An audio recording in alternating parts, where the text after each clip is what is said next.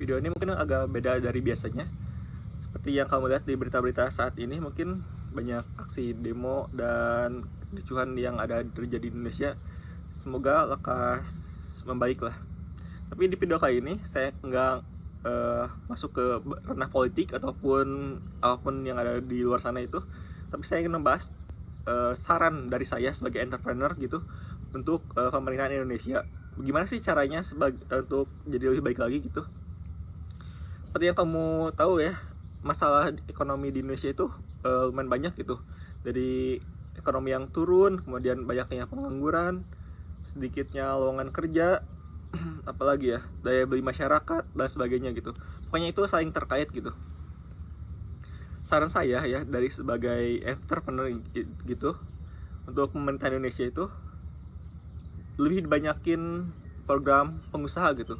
Ekonomi maksud saya agar ekonominya lebih naik gitu, banyakin program-program pelatihan gitu, pelatihan untuk jadi business owner, jadi entrepreneur, mau tentang bikin produk gitu, produk fashion, produk makanan, gimana caranya bikin digital agency, gimana caranya jadi freelance mungkin, ataupun caranya jadi content creator dan sebagainya gitu. Saya rasa dukungan pemerintah bagi pengusaha itu di Indonesia ya, setahu saya dari 5 tahun terakhir ini agak kurang gitu, malahan ya kurang banget gitu. Seperti kamu tahu lah, misalkan ada seseorang misalkan bikin inovasi baru, mereka itu sebenarnya nggak terlalu dihargain gitu di Indonesia. Mereka lebih milih ke luar negeri dan berkembang di luar negeri gitu. Kekurangan Indonesia itu sepertinya seperti ini gitu. Masyarakat maksudnya pemerintahnya itu gak terlalu mengcover gitu, memenuhi kebutuhan si entrepreneur itu. Ini berdasarkan pengalaman saya pribadi ya, kayaknya seperti itu sih. Entah itu bikin startup, saya juga pernah ikutan 1000 startup digital gitu. Gak terlalu apa ya, pembahasan fundamentalnya itu gak terlalu sampai gitu, dan juga gak terlalu banyak gitu di Indonesia, gak terlalu gembor gitu. Jadi Indonesia itu lebih suka jadi karyawan dan sebagainya gitu. Tapi kalau menurut saya gitu, untuk menumbuhkan ekonomi di Indonesia, cara yang saya terpikirkan gitu sebagai entrepreneur, yaitu banyakin program pelatihan untuk entrepreneur.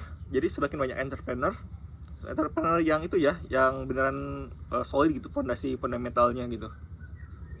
Nggak cuma entrepreneur karena terpaksa gitu, misalkan jadi jualan di pinggir jalan ataupun memaksakan diri gitu, pengen kerja terus dapetin modal terus buka kafe seperti itu misalkan. Saya gak terus sarankan kayak gitu, soalnya kan biasanya itu mereka itu nekat aja gitu, gak punya fundamental bisnisnya seperti analisis kompetitor dan sebagainya gitu. Di sini saya gak akan bahas tentang politik ya, mungkin kamu udah tahu atau di luar sana udah banyak yang ngomongin. Dari sisi kacamata saya sebagai entrepreneur seperti itu sih. Jadi daripada apa ya, tiba-tiba naikin pajak, tiba-tiba efisiensi anggaran dan sebagainya gitu, perbaiki dulu fundamentalnya gitu di pengusahanya gitu.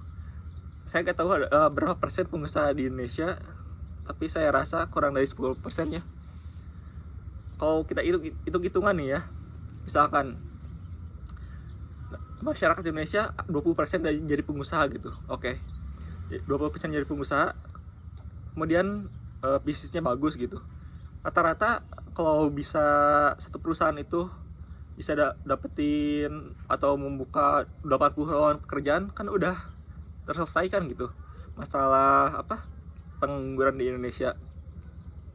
Kurang lebih seperti itu. Dan juga kayak gimana ya, seperti yang tadi saya katakan, kalau si pebisnisnya itu banyak di Indonesia gitu, dan bisnisnya sukses gitu, gak cuman bikin bisnis kemudian ditinggalkan atau seperti apa gitu. Kalau bisnisnya sukses, kemungkinan besar mereka akan rekrut banyak karyawan gitu.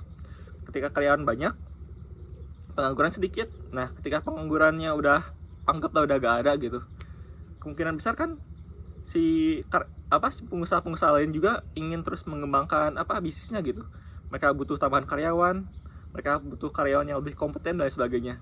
Nah dari situ si gaji pokok atau UMR yang ada di Indonesia itu kemungkinan bakal naik gitu. Jadi selain menurunkan angka pengangguran, si UMR-nya juga bakal ikutan naik gitu, karena si supply-nya itu jadi terbatas gitu, karena orang-orang udah pada kerja semua, dan si pengusahanya itu atau si pemberi kerjanya itu butuh lebih banyak karyawan gitu untuk membantu bisnisnya, karena bisnisnya itu udah berkembang gitu ya. Jadinya kayak gitu, kemungkinan besar gaji yang ditawarkan itu bakal lebih tinggi gitu. Nah kenapa sih harus kayak gini? Apa sih manfaatnya buat bagi pemerintah Indonesia gitu? Manfaatnya itu seperti yang kamu tahu, banyak pengusaha, berarti lebih banyak ekonomi, lebih banyak berputar lebih cepat gitu. Kemudian pemasukan negara dari pajak dari si pengusahanya itu akan lebih banyak. Kemudian si karyawannya juga, selain penganggurannya sedikit, pendapatan pajak bakal naik juga gitu. Selain dari situnya juga, dari pajaknya, seperti yang tadi saya bilang, semakin supply-nya semakin sedikit gitu, si UMR-nya itu bakal naik juga. Dengan kata lain, kalau UMR naik, gajinya naik misalkan, pendapatan untuk negaranya juga ikutan naik gitu. Kan beda gitu, orang yang gajinya 5 juta, pajaknya berapa, kemudian UMR-nya jadi naik gitu, jadi 2 kali lipat anggaplah ya, jadi 10 juta. Kemungkinan besar kan pendapatan negara juga bakal naik 2 kali lipat gitu. Itu sih pemikiran dari saya gitu. Sebagai entrepreneur, saya gak terlalu mengikuti demo-demonya, walaupun saya lihat juga ya. Cuman saya gak bisa ngomong apa-apa dari kejadian yang udah dialami gitu. Saran saya sih gitu, cara paling sederhananya gitu, bikin suatu pelatihan yang fundamental dasar biar si pengusaha, orang yang mau usaha itu berkembang gitu, disupport gitu, entah lewat pendidikan, entah lewat kebijakan dan sebagainya gitu. Kalau industri pengusaha yang di Indo dibuat enak gitu, seperti yang tadi saya katakan, bakal lebih banyak tercipta lapangan kerja.